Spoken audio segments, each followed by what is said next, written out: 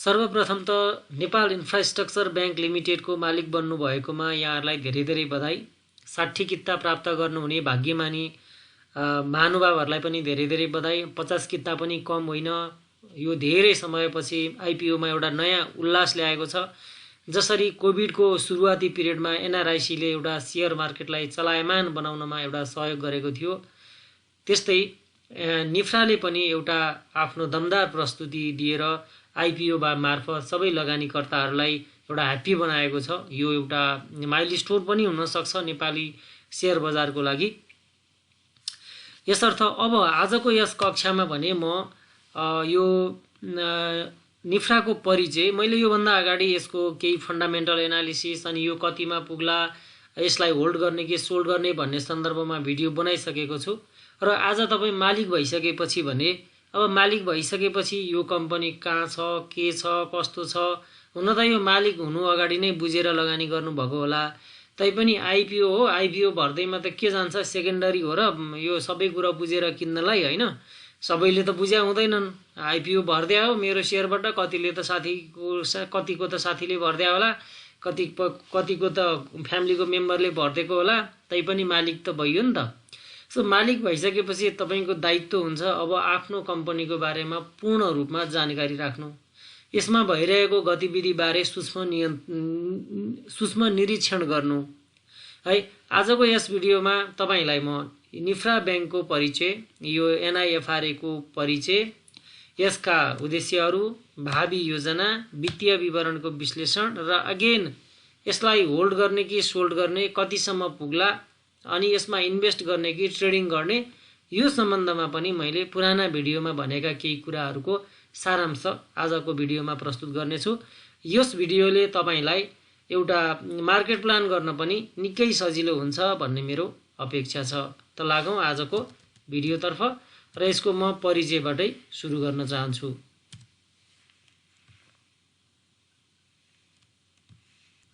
अब सुरुमा यो नेपालको पूर्वाधार विकासमा हुने लगानीमा थप गति प्रदान गर्न र पूर्वाधार एवं पूर्वाधार सम्बद्ध अन्य क्षेत्रहरूमा हुने वित्तीय अभावलाई खास न्यूनीकरण गर्नको लागि नेपाल सरकार, वाणिज्य ब्याङ्क अनि जीवन र निर्जीवन बीमा कम्पनीहरू, सार्वजनिक तथा निजी कम्पनीहरू लगायतका विभिन्न प्रतिष्ठित व्यवसायीहरू समेत संयुक्त लगानीमा नेपाल इन्फ्रास्ट्रक्चर ब्याङ्क निफ्राको स्थापना भएको छ र यो नेपालको एकमात्र ब्याङ्क हो। यस्तो प्रकृतिको ब्याङ्क एकमात्र ब्याङ्क हो। यस ब्याङ्कले नेपालमा पूर्वाधारको दीर्घकालीन र दिगो संरचना निर्माणका लागि लगानीको पहुँच बढाउँदै पूर्वाधारको विकास, समग्र अर्थतन्त्रको सबलीकरण तथा विस्तारमा हरसम्भव योगदान पुर्याउन निरन्तर प्रयास गर्नेछ। यो यसको मैले एउटा परिचय यहाँहरू समक्ष प्रस्तुत गरेँ। यसको एउटा पृष्ठभूमि मैले यहाँहरू समक्ष प्रस्तुत गरेँ। अब यसको बारेमा अन्य थप परिचयको रूपमा तपाईँहरूलाई भन्नुपर्दा 2075 साल माघ 28 मा नेपाल राष्ट्र ब्याङ्कबाट वित्तीय कारोबार गर्ने इजाजत पत्र प्राप्त गरी 2075 फागुन 22 बाट यस ब्याङ्कले विधिवत रूपमा वित्तीय कारोबार सुरु गरेको हो। मुलुकको पहिलो पूर्वाधार विकासको रूपमा ब्याङ्कले मूलत नवीनतम ढङ्गले स्रोतको प्राप्ति तथा सोको पूर्वाधारको परियोजनामा परिचालन गर्ने लक्ष्य लिए अनुरूप स्रोतको प्राप्तितर्फ डेट, इक्विटी, सेक्टर फन्डहरूको स्थापना गर्ने अनि विदेशी तथा स्वदेशी वित्त बजारमा ऋणपत्रहरू जारी गरी स्रोत भित्र्याउने र उक्त रकम आर्थिक दृष्टिकोणले सम्भाव्य भएका पूर्वाधारको परियोजनामा निजी सार्वजनिक साझेदारी पीपीपी मोडलमा यसले काम गर्नेछ। अब यसको तपाईलाई दूरदृष्टि जुन हामी भिजन भन्छौं त्यो के रहेको छ भन्दा पूर्वाधार विकासका लागि राष्ट्रको नोडल वित्तीय संस्था हुनु यसको एउटा नोडल रहेको छ। अनि यसको ध्येय के हो भन्दा पूर्वाधारको लगानीमा थप गति प्रदान गर्नु, विकासका सम्भावनालाई उजागर गर्न आवश्यक वित्तीय पहुँच पुर्याउने यसको काम रहेको छ।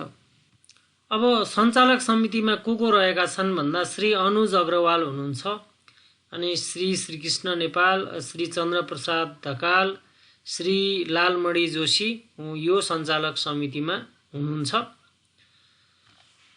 त्यस्तै यसको व्यवस्थापकीय समूहमा चाहिँ यो श्री रामकृष्ण खतिवडा, भूपेन्द्र पाण्डे, अनि सूर्यबहादुर तामाङ, अनि श्री विनयनाथ नेउपाने, सुवर्ण कुमार सिंह, रविन श्रेष्ठ हुनुहुन्छ। र यसलाई हामी कहाँ रहेको छ भन्दा यो कृष्ण टावर नयाँ बानेश्वर रहेको छ। कहिलेकाहीँ यसो त्यहाँ चाहिँ हेर्न जाँदा यो मेरो ब्याङ्क हो भन्न पाउनुहुन्छ। यसको इमेल एड्रेस info@nifrabank.com रहेको छ। यो तपाईँले केही सन्देश पठाउन मन लाग्यो भने यहाँ पनि यहाँबाट तपाईँले केही गुनासाहरू पनि पठाउन सक्नुहुन्छ। यो डाउनलोड भित्र पनि तपाईँले यहाँ केही फारमहरूको लिस्ट देख्न सक्नुहुन्छ।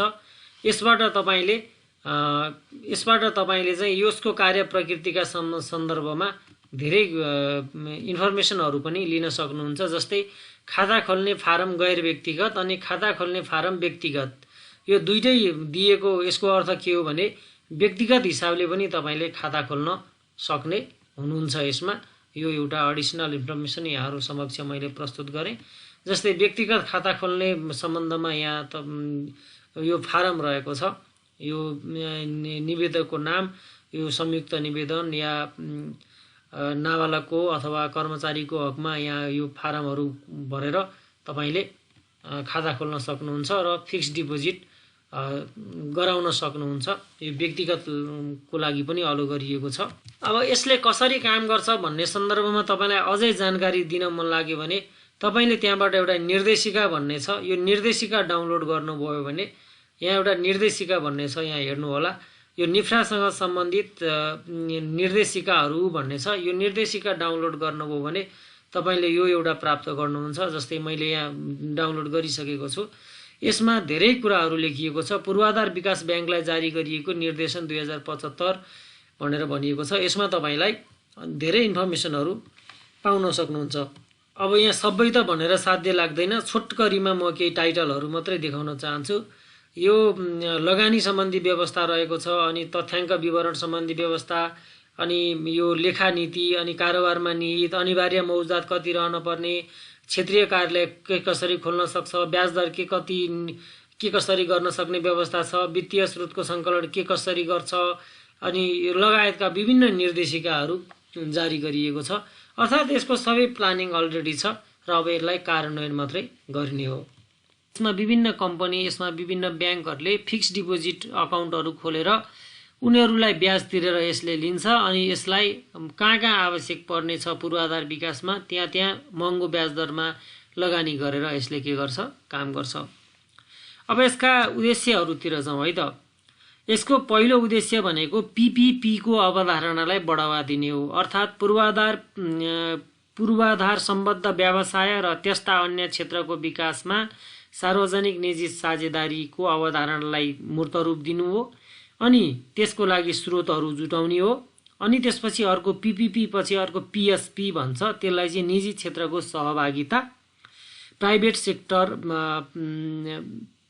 पार्टनरसिप हैन, पार्टिसिपेसनलाई पनि प्रोत्साहन दिने। अनि त्यसपछि नेपाल सरकारको साझेदारको रूपमा योजना बनाउने, निर्माण गर्ने यसको काम रहेको छ। अनि यसको निजी उद्यमीसँग पनि समन्वय गर्ने यसको उद्देश्य रहेको छ।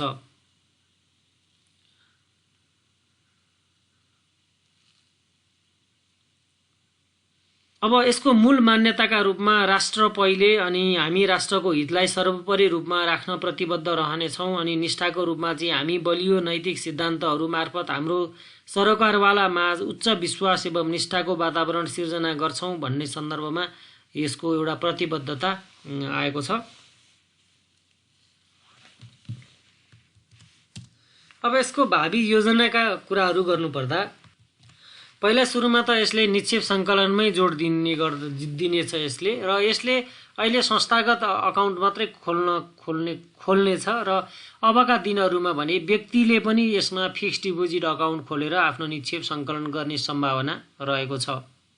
र त्यसपछि यसले आफूले सङ्कलन गरेको निक्षेप विभिन्न परियोजनाहरू जस्तै हाइड्रो पावर, अनि त्यसपछि विभिन्न सार्वजनिक निर्माण, सार्वजनिक भवन निर्माण, नेपाल सरकारका विभिन्न आयोजना योजनाहरू पार्क अनि त्यसपछि यो केबल कारहरू जति जे ठाउँमा एकदम धेरै पैसा आवश्यक पर्छ नि हो त्यो सेक्टरमा यसले लगानी गर्छ। यसले पर्यटन प्रवर्धनमा पनि लगानी गर्छ। यसले भनौँ न पूर्वाधार भन्ने बित्तिकै यातायात विकास, सञ्चारको विकास, बिजुलीको विकास अनि शिक्षा स्वास्थ्यको विकास, यी सबै कुरामा जहाँ पैसा चाहिन्छ त्यहाँ निफ्रा जान्छ, पैसा दिन्छ, तिनीहरूबाट ब्याज लिन्छ।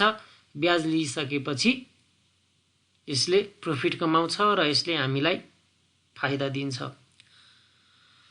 ओके, अब यसको वित्तीय विवरणको विश्लेषणका सम्बन्धमा मैले यसको अभाइलेबल भएको सबैभन्दा पछिल्लो रिपोर्ट यहाँ तपाईहरु समक्ष म देखाउन चाहन्छु। अब यो कम्पनीको अफिसियल वेबसाइटमा दिएको विवरण अनुसार यहाँ unaudited financial report first quarter ending 78 भनिएको छ। यो सम्बन्धमा यहाँ तपाईलाई मैले प्रस्तुत गर्न गइराखेको छु। अब अहिले चाहिँ यसको रिपोर्टको आधारमा यसलाई जज गर्ने बेला भएको छैन, किनभने यसले स्थापना भएको त 2 वर्ष बल्ल बल्ल पुरा भयो, काम पनि पूर्ण रूपमा सुरु भएको छैन। अनि यसमा देख्न सक्नुहुन्छ यसको प्रोजेक्टको लिस्टमा कुनै पनि प्रोजेक्टहरू अहिले ह्यान्डलले गरिराखेको छैन, प्रोजेक्टमा खाली छ। यसको अर्थ पनि के हो भने अहिले चाहिँ लगभग साधारण वित्तीय कारोबारहरूबाट यसले आफ्नो इन्कम जेनेरेट गरेको छ। वास्तविक उद्देश्य अनुसारको चाहिँ यसले इन्कम जेनेरेट अझै गर्न सकेको छैन। तथापि हामीले उपलब्ध भएसम्मको विवरणहरू हेरौँ। माथि तपाईले यो जस्तै देख्न सक्नुहुन्छ रिजर्भ एन्ड सरप्लसमा राम्रै रकम छ, लगभग कति भन्दा 1 अर्ब 81 करोड बराबर रिजर्भ एन्ड सरप्लसमा छ। अनि लोन एन्ड एडभान्समा त्यति धेरै छैन, 90 करोड बराबर मात्रै छ। अनि यसको नेट इन्ट्रेस्ट इन्कम भनेको चाहिँ 28 करोड बराबर यसले नेट इन्ट्रेस्ट इन्कम कमाएको छ। यो पनि ठिकै छ। यसले आफ्नो वास्तविक उद्देश्यबाट भन्दा पनि अरु अन्यबाट यसले कमाइराखेको छ।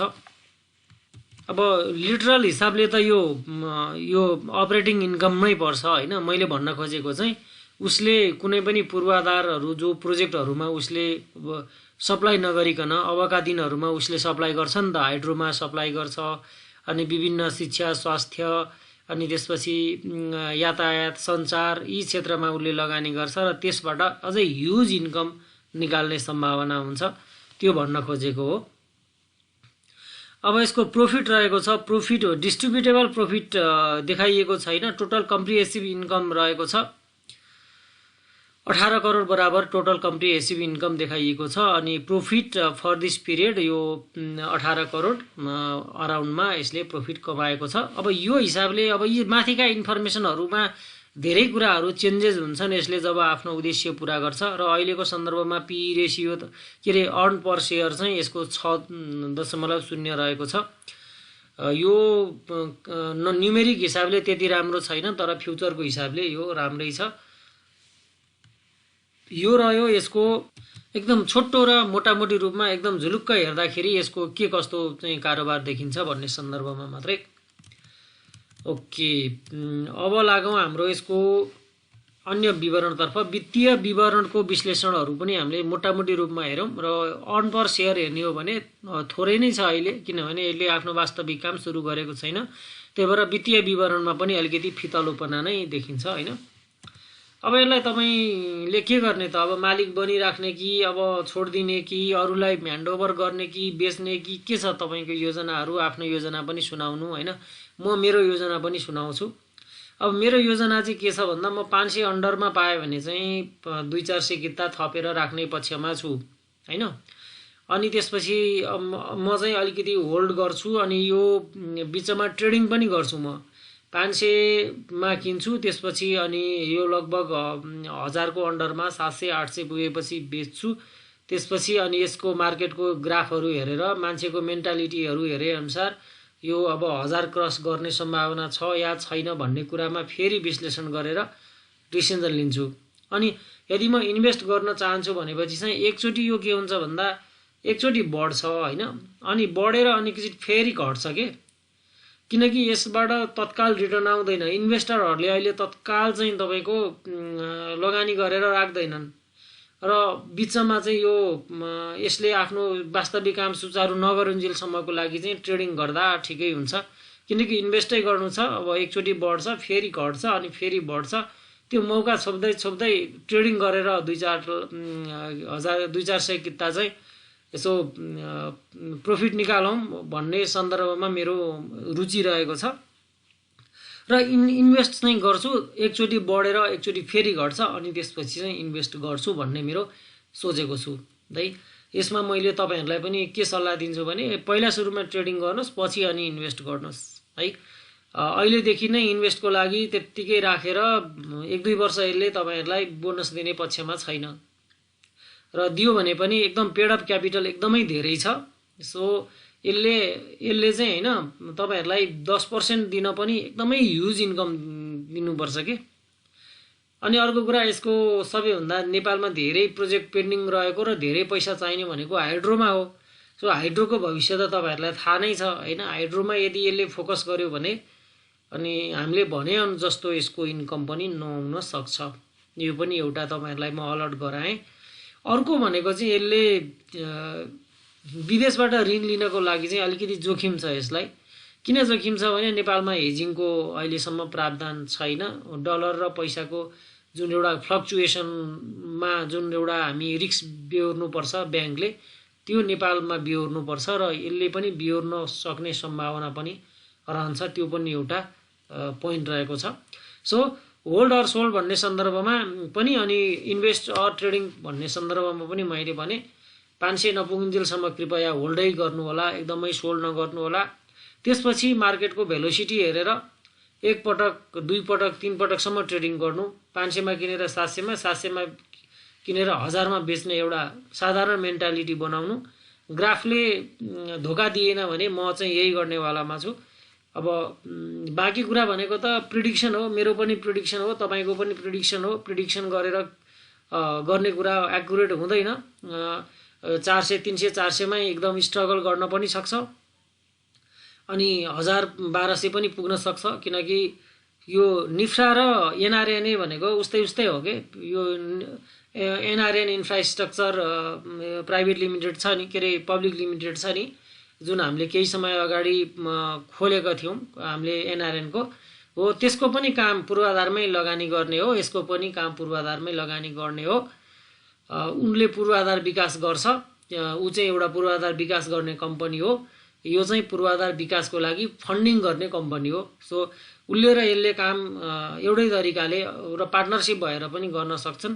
त्यो कम्पनीको भाउ 600-700 र अहिले पनि 400 को हाराहारीमा छ। त्यो अर्थले त यो 1000 पुग्नु स्वाभाविक पनि जस्तो लाग्छ। हस् त, यति भन्दै मैले मेरो भनाइ यही टुङ्ग्याएँ। धेरै धेरै धन्यवाद भिडियो हेरिदिनु भएकोमा। आगामी भिडियोमा तपाईँहरू समक्ष भेट्ने नै छु। धन्यवाद।